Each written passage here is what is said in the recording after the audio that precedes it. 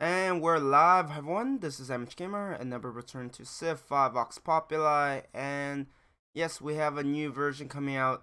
This is like the third, the third beta version in August. It's really hard to keep up, but there are some interesting changes. Some I like, some I don't like very much. So I will be discussing my thoughts. But first, so this is the August 31st version.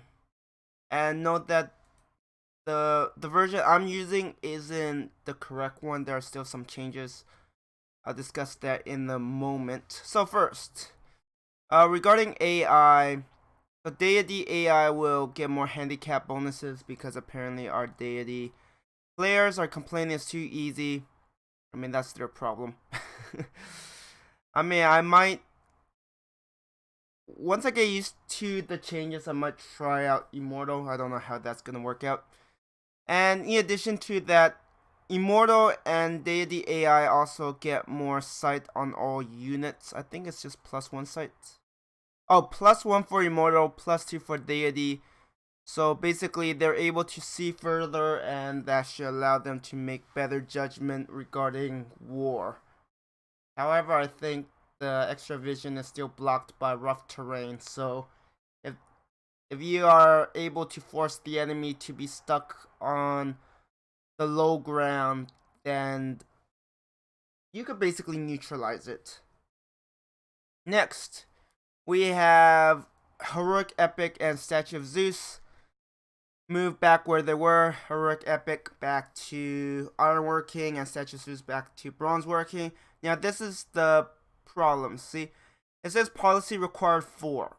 It should be 2, and pyramids, I'll talk about that in a moment, but it says required 2. Really, it should be 0. So those will be changed. It's just the hotfix hasn't been out. There's some issues with where the file is downloaded, so waiting for that. Stonehenge is now moved to wheel. So now and you reveal stone on wheel. So now the wheel is much more valuable. Like pottery is more of a food because you have granary and revealing bananas, and of course you get settlers. So it makes sense, right? You go pottery first to reveal bananas if you have a lot of jungle, hoping to actually you can't even improve those, so that's kind of. But the granary does help if you have like wheat or bananas or deer or bison. This could help your city grow faster, so you could get a settler sooner. Trapping the same, fishing the same.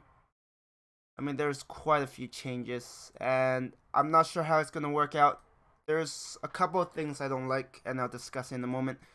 Next, so right, back to the wheel. So now you reveal stone with the wheel, and that's where you get Stonehenge.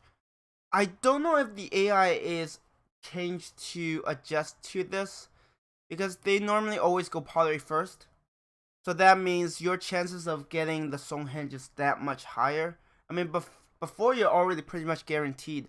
Now, even if you go for a second, there's a good chance you will still get it, which is how crazy it is. And let's see. Right, then the Temple of Artemis is moved to calendar. So as you can see, on this route, you have Stonehenge on the wheel, Temple of Artemis on calendar. The rest are still the same. And then, of course, you have the pyramids moved to mining. Before mining, if you don't have a resource that's improved by mines, it's not a big priority. But now it's much bigger because the ability to build it and get a free seller this soon is huge. I feel this would change things up a lot. And yeah, quarry is still at construction, so you get stone. If you want to improve that, you could go here. Oh yeah, and wait, was this changed last version? I don't quite remember, but yeah, military theory and construction have been moved around. Oh yeah, it is this version, right? They got moved around. So construction is here, military theory is here. Military theory doesn't have a wonder anymore because that goes to calendar, but you do have the option of mining. But I think if you look at the, yeah, this is too much. You need 7 texts to get to mathematics. That is not right. Meanwhile, you only need 5 texts for masonry, 4 texts for ironworking, 5 texts for writing, and 4 texts. Yeah, mathematics isn't. I mean, like, for Roman Forum, okay, like it's decent if you could get it, but Hanging Gardens is the main prize. But for this to have 10 texts, that's just ridiculous. I'm hoping they would change it so that this will only require pottery, wheel, animal husbandry, construction, calendar. So basically the same path before, because otherwise this is just way too much. Let's see, and then now catapult is moved to ironworking. Move from mathematics to ironworking. So now if you go along here, you'll have like swordsmen for the front and then catapults to take down cities, which is pretty strong. Composite bowmen got moved to mathematics, and then their range combat got lowered because they're available sooner. I think before they were 14. I don't remember the exact number, but it did get dropped. Alright, and swordsmen and long swordsmen. So before, if you remember, they start with the shock 1 promotion. So now they lose their shock 1, they actually gain cover 1. And for the Romans, their legion, which replaces swordsman, gets cover 2. So legions will be a pain to deal with. I definitely won't want to fight against Romans, because how do you deal with it if they have legions that have cover 2? Like, they're almost impossible to kill from range, and unless you have a unique unit that early on, you have nothing that could go head first against them. I think that might have to be changed, but we'll see. I mean, the odds of, I probably jinxed it. Next time I play, I'm gonna have a Rome close to me. Yeah, that's not gonna be fun. Okay, so that's swordsman, long swordsman, and naval range combat and combat strength got bumped for late game units.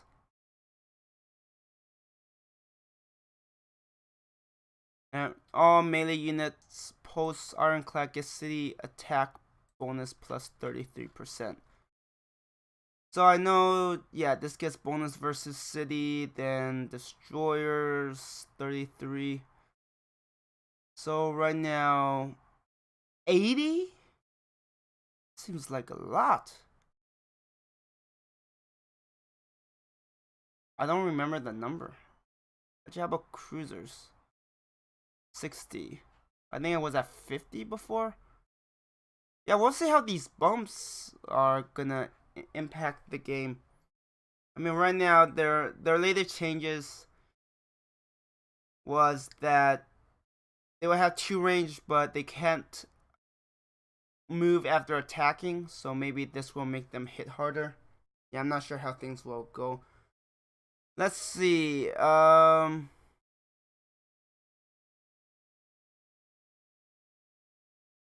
So, right. Regarding the techs, like I said earlier, construction and military switch position, and tech costs down a bit. Have reduced known tech bonus. Okay, right. So before, what happens is if you met other civs and they research a tech you already know, you get a certain bonus. So now they halved it. Yeah, the way they worded this sounds weird, but basically, let's say before, I'm just throwing a number because I don't actually know the number, but let's say, one other civ knows a tech you haven't researched yet. So before, you get a reduction of 10%, now it's only 5% because it's halved. I hope that makes sense. Oh yeah, and now currency and engineering got switched, which is very interesting. Yeah, I don't know how that's gonna change, but I mean, having Great Wall makes more sense down here since you're focusing more on military, and having this. I mean, the Angkor Wat is nice, but actually the Oracle is still not a big priority because of its recent nerf. The Parthenon is pretty well desired, though I noticed the AI do like not get it as quickly, so I'm not sure. But I am confused between my epic pace games and standards, so I'm not sure. Maybe that's just me. And right, stone moved to wheel and bananas moved to pottery. So like I said, pottery is now more food orientated, and it lets you build settlers. But if you go mining first and get the pyramids, that's pretty strong as well. Let's see, other things. City strength and HP scaling from tech and pop reduced slightly. Wait, what? City strength and HP scaling from tech and pop. Okay, right. Before, look at walls.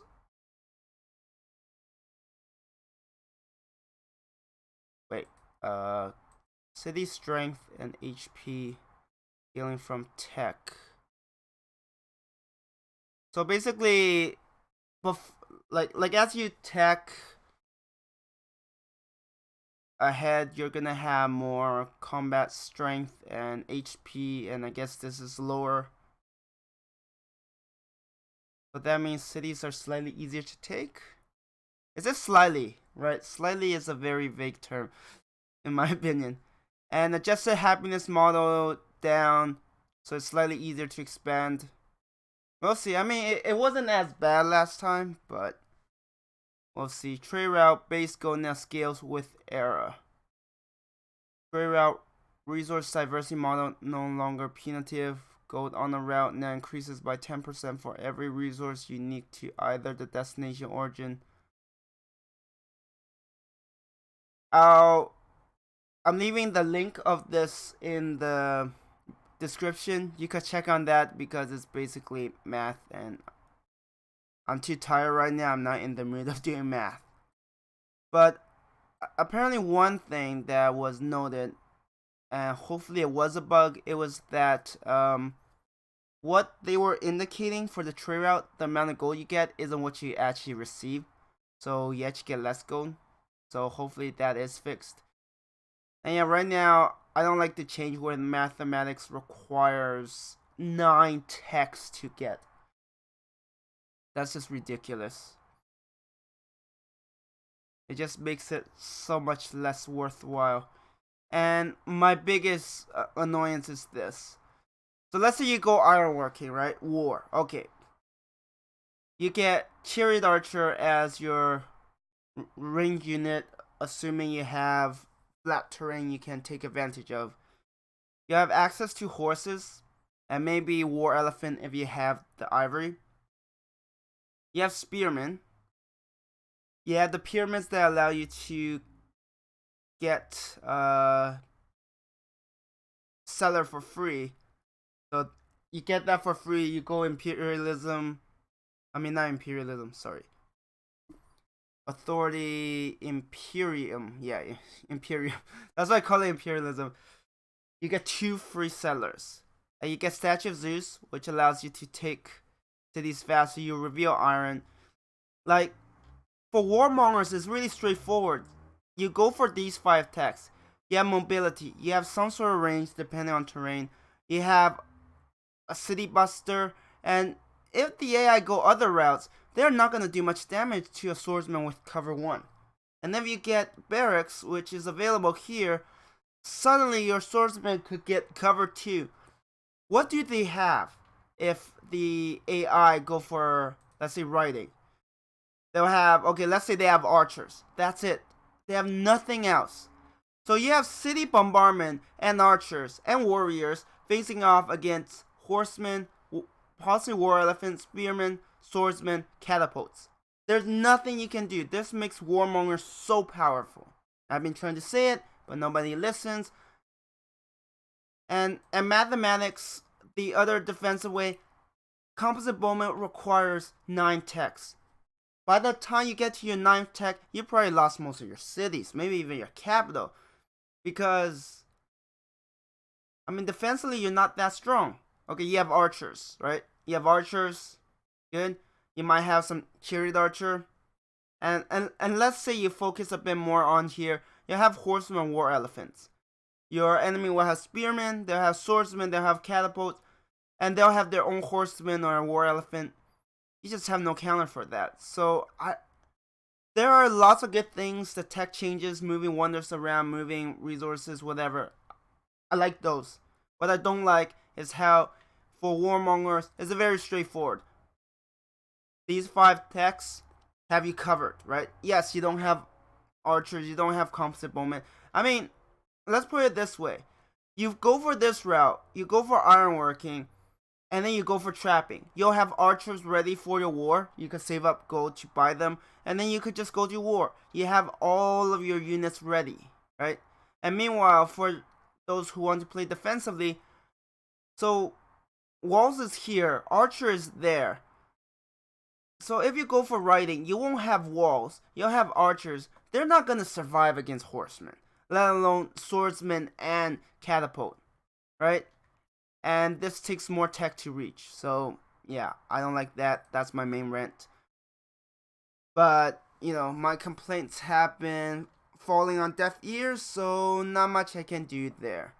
Anyways, I'm going to end the video here. Like I said, there are some good changes, but there are some really bad ones.